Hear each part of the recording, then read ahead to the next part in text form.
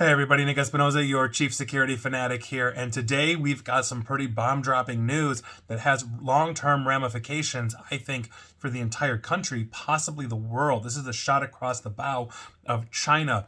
The U.S. House of Representatives just voted to ban TikTok. That's right. And so let's talk through all the possibilities and permutations here because first things first, this is a huge, huge issue that I think has political and economic ramifications for the world. So, a quick overview from CNBC.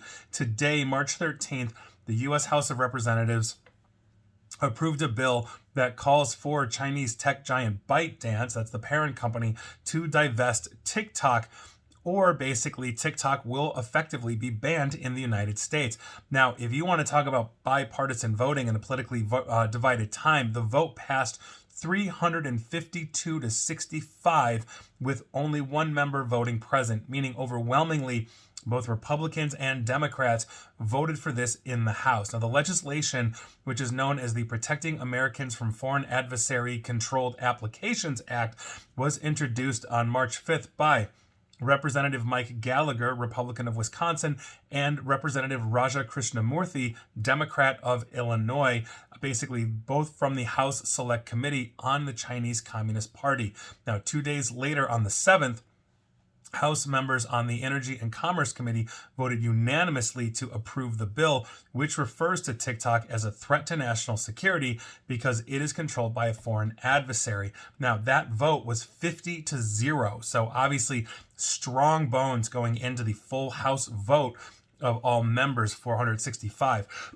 Excuse me. Now, the bill is now going to head to the Senate, the other side of the House, where it faces essentially an uncertain future as senators appear more divided about this legislation than the Congress does, or the House, I should say, and other federal and state-led efforts to ban TikTok have now stalled as a result. So let's game this out here because this, I think, is an important one. And before we talk about the permutations, I want to reiterate that in 2017, essentially China, or rather the People's Republic of China, the Communist Party, essentially made a law that said if you are essentially a Chinese entity, a corporation that has information on foreigners, aka Americans, Europeans, whoever, not non-Chinese, by law, the Chinese government gets access to that. And so when you've got TikTok with, what is it, like hundreds of millions, I think at this point, Americans using this, not to mention now, I think something like 2 billion around the world, that is a huge amount of data that the Chinese government is able to vacuum up. Videos, impressions, algorithms on your preferences, all this kind of stuff. And so let's talk about the permutations, assuming that the Senate votes to indeed remove TikTok, because TikTok then essentially is on a death watch. So the first option is ByteDance, the parent company out of China, refuses to divest and attempts to go the legal route, probably trying to take it to the U.S. Supreme Court. Now, that shouldn't go anywhere for two core reasons. A, the makeup of the court is conservative, and the conservatives are more on board with this. And B, the Supreme Court, as I understand it, and I'm not a lawyer, they don't typically shoot down laws that have been elected overwhelmingly by basically the representatives, the representatives and the Senate, because that is essentially, they are there for the will of the people. So it's super rare, from what I understand, for the Supreme Court to attempt to overrule Congress unless it so grossly violates the United States Constitution. And in that vein, the only avenue I can think of here would be a First Amendment argument. But no one has the right to use a private platform. And the First Amendment only applies to the United States' government's inability under the Constitution to prevent what is considered free speech under the law. In other words, the government can't quash your ability to speak, but on a private social media platform, if I owned one, I would, as the owner, have the discretion to ban somebody for whatever reason. Oh, I don't like your last name, you're banned. It'd be bad business, but I can do it, and the government doesn't interfere with that. A private corporation is what we're talking about here, so that really doesn't fly, but I think it would be an interesting debate. Now, the second option ByteDance has here is that it complies and it sells off its TikTok division to an American company like Microsoft. Microsoft wanted to buy TikTok when then former President Trump attempted to get it banned during his term around 2019, 2020. Now, that would be the ideal situation for users of the platform because the app essentially wouldn't go anywhere. This would also be ideal politically for the Democrats because TikTok really appeals to the youth vote, and the youth vote at the moment is majority Democrat. Now, I'm not getting political here, but that is a legit ramification on the US landscape politically, and that's basically by the numbers, so I don't want hate mail on that. Microsoft, though, would also have to basically do a thorough review of TikTok, its code, its algorithms, its routing, everything to ensure that Chinese access or programmatic influence by China has been removed. They essentially would have to guarantee that, yeah, while we own TikTok, we didn't just copy it over to our infrastructure from Oracle, what TikTok uses now, over to Microsoft Azure, which is their platform, but everything stayed the same, so this thing's still phoning home to China. Now, the third option here is basically ByteDance, most likely on orders from Beijing, simply nukes TikTok and shuts it down. Just says, we're closing up shop then, screw you.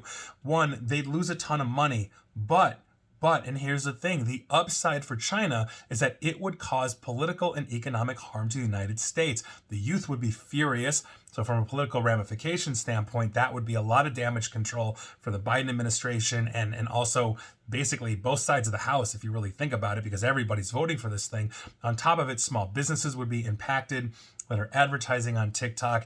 You know, the influencers that are making money for doing stupid crap on TikTok would be harmed. Nobody's really losing sleep over that, but the economy would suffer. Now, here's the thing. All of that is temporary. We would recover from that. And quite frankly, I personally like that option best. We already have longitudinal issues with social media, addiction, loneliness, depression, anger, basically the prioritization of disinformation. It's a huge problem. TikTok is a major contributor to that. And for the record, I'm also all for that banning and shutting down of Facebook and everything else. I am an equal opportunity hater here, if anything. I just wish it wasn't a necessary evil at the moment to get information out, including you who are watching or listening to this in some format. Or my radio show, which is a separate thing, but on social media, you're getting this information, and I'm telling you, we need to shut social media down. I get that. Now, there are other issues here that this does not address that we have long-term coming out of China. Look at Temu. Look at other apps. You go through the advertisement for, let's say, games on Facebook, and overwhelmingly, these are companies basically out of China that want to install apps on your Android or your iPhone. That's a very difficult thing to do because we know that a lot of these apps evade permission. Temu does it. TikTok's been reverse engineered. These are surveillance apps, and we're getting addicted to these games and playing them constantly. They're flooding the markets, and millions of Americans are using them. This doesn't address this issue right here. TikTok doesn't address that, but this is a shot across the bow. Excuse me. So this is a really good thing, I think, because it's putting all of them on notice as well, that we potentially are coming after that. And quite frankly, I think we should.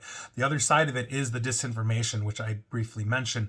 We're still going to have that problem longitudinally, whether TikTok is here or not, but we'll have one less avenue for influence by a foreign government that has been prioritizing pointless crap to our youth when their version of TikTok has been prioritizing educational things and aspirational things. It's absolutely disgusting.